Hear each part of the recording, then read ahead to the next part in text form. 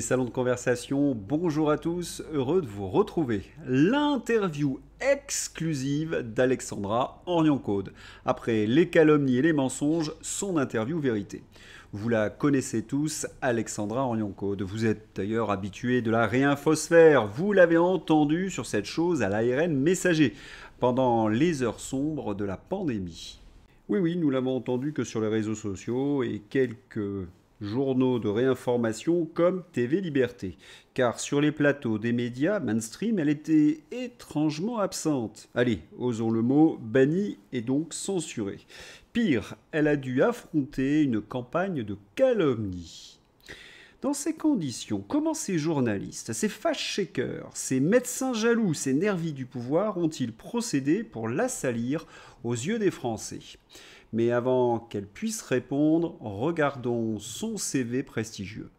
Alexandra est généticienne, docteur en génétique donc.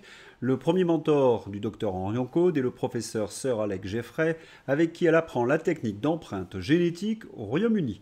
Puis, sous la direction du professeur Axel Kahn, très médiatique, elle obtient son doctorat en génétique en 1997 en France, à l'université de Paris 7, qui lui vaut le prix de la fondation Nestlé. Elle fait son post-doctorat aux États-Unis. Non seulement elle reçoit de nombreuses distinctions aux bourses pour la qualité de ses recherches, comme la bourse Eisenhower, très prestigieuse, mais ses travaux ont également des implications pratiques. Ils ouvrent de nouvelles perspectives dans le traitement des maladies comme la mucoviscidose. Elle découvre également l'implication de l'ARN dans différentes maladies génétiques. Voilà, je viens de vous présenter brièvement le long CV du docteur Henri Code, ancienne directrice de recherche à l'INSERM. L'interview. Bonjour Alexandra, nous sommes ravis de vous recevoir dans ces entretiens et j'ai présenté en préambule votre CV.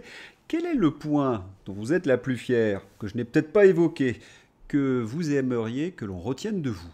Oui, dans Dans votre carrière mes, professionnelle. dans mes carrières professionnelles, alors écoutez, c'est un article c'est une publication scientifique, qui propose une théorie. C'est un travail que j'ai fait avec un collègue mathématicien et médecin qui s'appelle Jacques Demongeot, que je salue ici.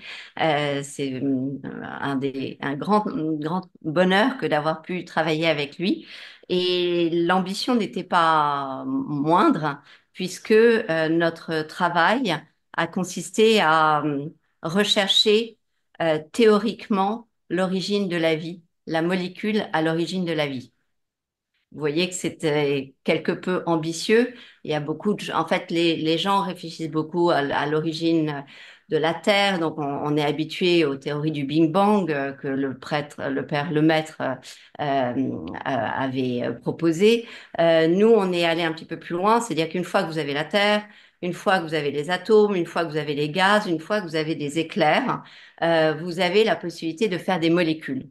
Et un des questionnements de la communauté scientifique était de savoir quelle pouvait être la première molécule, finalement, l'assemblage qui pouvait être fait au niveau génétique. Vous me voyez venir. Les Bien gens ont évidemment. pensé, il y avait une origine que ce serait de l'ADN, et puis un certain nombre d'entre nous, et maintenant actuellement c'est plutôt la théorie qui fait consensus, ont pensé que c'était plutôt l'ARN, puisque ceux qui auront lu mon livre, dont j'espère vous faites partie, savent à quel point c'est intermédiaire et qu'il y a par l'ARN la possibilité non seulement d'information, mais aussi de fonction et d'agrégation de toute cette production, de chaînes de production que vont être à partir des acides aminés les protéines. Donc c'est le maillon manquant qui faut théoriser, nous semble être évidemment l'ARN qui peut se mettre en épingle-cheveux, qui peut se mettre de façon circulaire, et nous avons postulé une séquence à votre avis, combien de lettres il faut de génétique faudrait-il pour être à l'origine de la vie? Je vous pose la question. Alors moi je suis un béotien, donc je vais vous laisser répondre. Là, écoutez, on l'a descendu au maximum, c'est-à-dire que pour nous, elle ferait 22 lettres. Donc vous imaginez bien qu'avec 22 lettres, on n'est pas loin on est encore plus bas que finalement un alphabet, et on aurait cette possibilité de faire tous les acides aminés. Donc c'est une séquence fulgurante, minimaliste, absolument brillante. C'est postulé, c'est une théorie. Nous l'avons appelée séquence alpha. Comme évidemment étant à l'origine de la vie. Et comme toute théorie, elle a le mérite d'exister.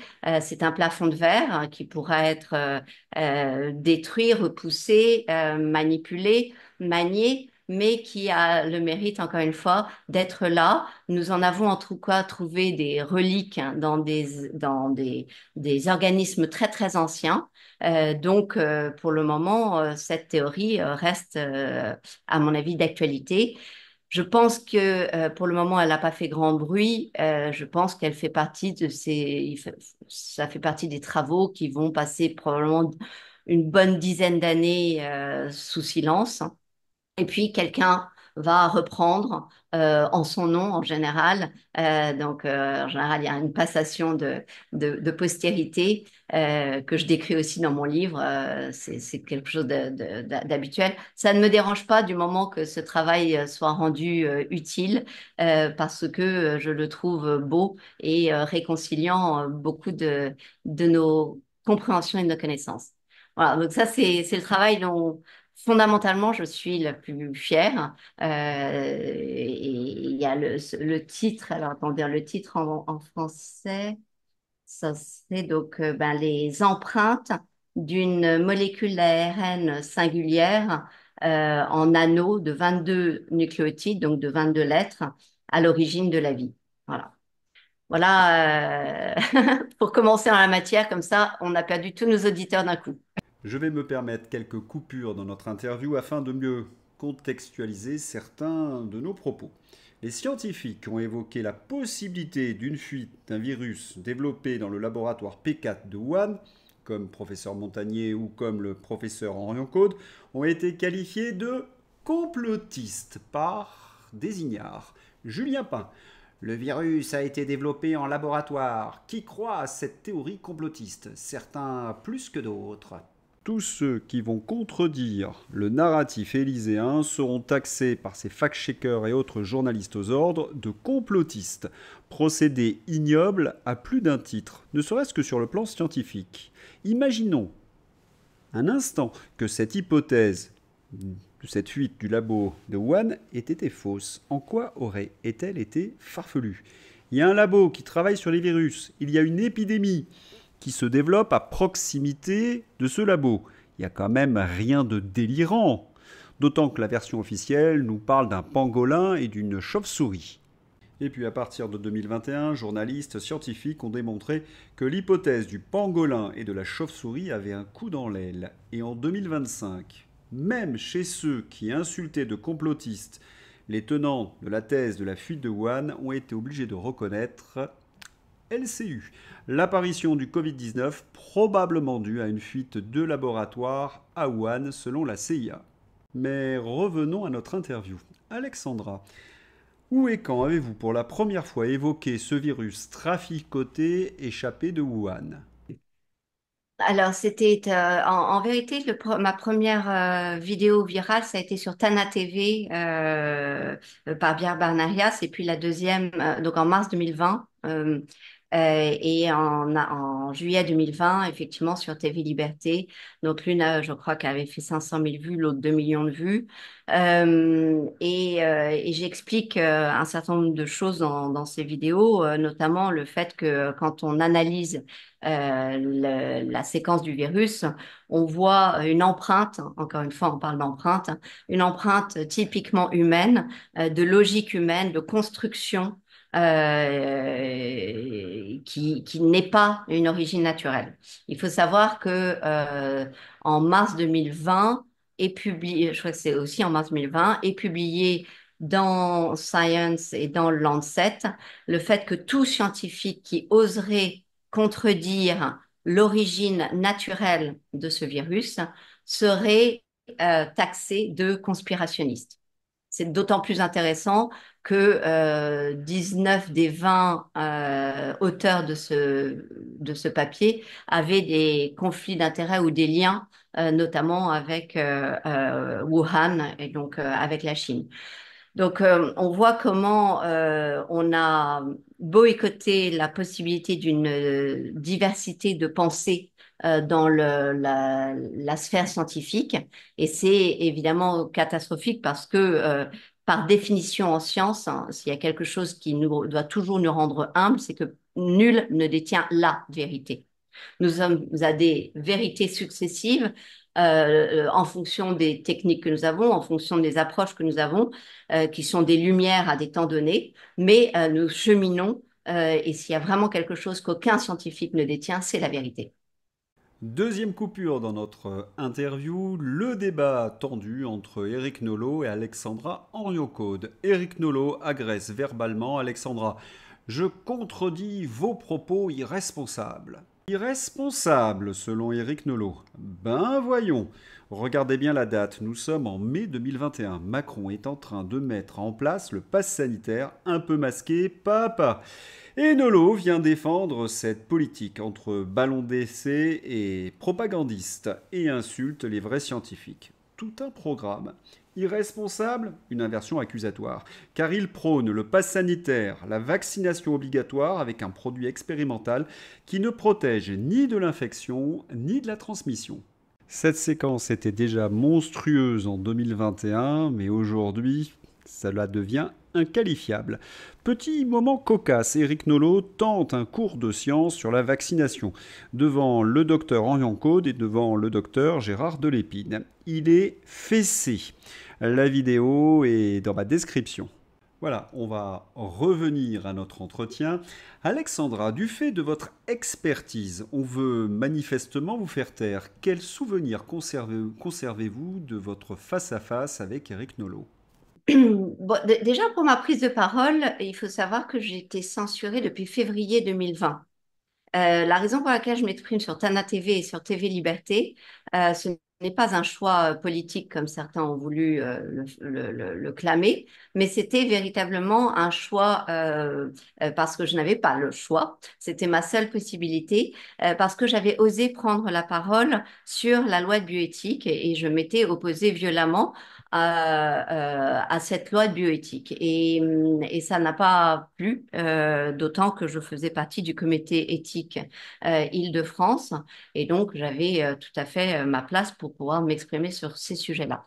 Donc, en plus, j'ai eu le tort de m'exprimer non seulement sur l'origine du virus, mais aussi sur ce que je pensais du masque, ce que je pensais du confinement, ce que je pensais d'un éventuel risque que nous soyons vaccinés, injectés, et ça en juillet 2020. Donc, en fait, j'ai envie de dire, et des tests PCR, de cette fraude gigantesque des tests PCR. Donc en fait, voilà, j'ai cumulé en une seule personne beaucoup de méfaits, vous comprenez? Je viens de dire bioéthique, PCR, masque, confinement, Et alors, futur vaccin, on prise reviendra en charge médicale. sur ce vaccin, mais je voudrais revenir sur cette séquence avec Nolo parce Et que la séquence avec Nolo, oui, elle est exemplaire de cette violence à vouloir me faire taire. voilà, vous êtes, sans faire de mauvais jeu de mots, un messager, pas RN messager, mais vous êtes un messager qu'il faut absolument faire taire et discréditer. Alors, Alexandra et Orion Code, vous êtes accusé de quelque chose d'extrêmement grave, on va en parler aujourd'hui, vous êtes catholique. Et en tant que catholique, vous ne pouvez pas être scientifique. Comment réagissez-vous? Alors, au moment où Nolo me fait taire, c'est pour moi le vertige de la banalité du mal. C'est pas parce que je suis catholique qui me fait taire, c'est parce que il y a une efficacité justement dans mon message. Eh bien, Et une efficacité que eux, à mon avis, en audimat, ont conscience que le message est en train de passer. Et donc, il faut me faire taire à tout prix. Et donc, effectivement, il n'a pas la liberté. C'est vraiment l'esclave qui agit à ce moment-là. On le voit. Enfin, moi, je le ressens.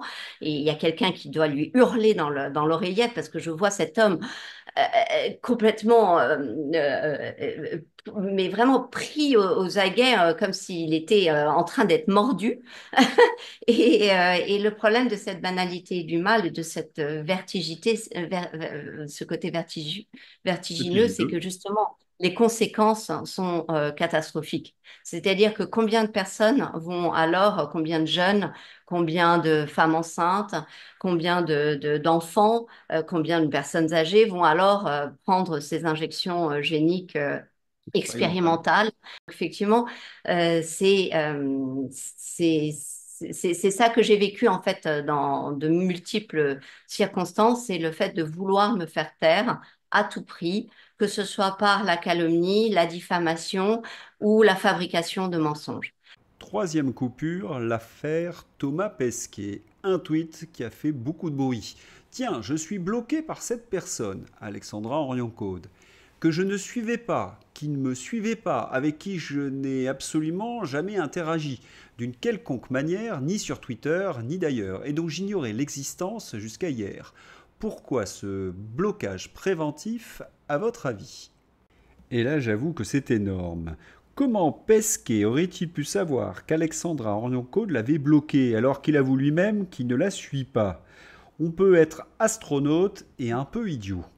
On a une petite idée, Thomas Pesquet. Manifestement, vous travaillez en équipe avec Julien Pain parce qu'on trouvait sous votre tweet ceci. On la connaît bien nous, si vous voulez en parler. Ici un petit portrait qu'on avait fait pour Vrai ou Fake. Vent debout contre la politique sanitaire, anti-vaccin Covid, fervente catholique et inventrice des amourons, portrait d'Alexandra Orion-Caude. Car à Vrai ou Fake, on ne démente pas seulement les intox, mais on aime bien aussi comprendre d'où elles viennent. Il faut se pincer pour y croire, parce que reproche exactement Julien Pain à Alexandra Orion-Caude? D'être contre les politiques sanitaires? D'être contre des produits expérimentaux? D'être catholique, comme si une catholique ne pouvait pas être une scientifique? Quant à la théorie des amourons, il vient de réduire par une simplicité une hypothèse scientifique dont Alexandra Orion-Caude nous a parlé en début de cet entretien. On a bien compris la méthode de Julien Pain, parce que peut-on reprocher à Orion-Caude? D'être une experte en ARN, d'être une mère de 5 enfants, d'être catholique, d'être une résistante? On a compris le sale métier de Julien Pain. Il a pour fonction de salir, souiller, discréditer les opposants à la politique d'Emmanuel Macron. Et comme les hyènes, il travaille en meute avec Thomas Pesquet. J'avais tourné une vidéo sur cette affaire, cette barbouzerie, elle est dans ma description si vous voulez en savoir un peu plus. Juste un point, en 2025, ce tweet de Julien Pain que je vous ai lu a très mal vieilli. Voilà, c'est tout pour la partie 1, il y a bientôt la partie 2 de cette interview. Je vous souhaite une excellente journée, à bientôt, au revoir.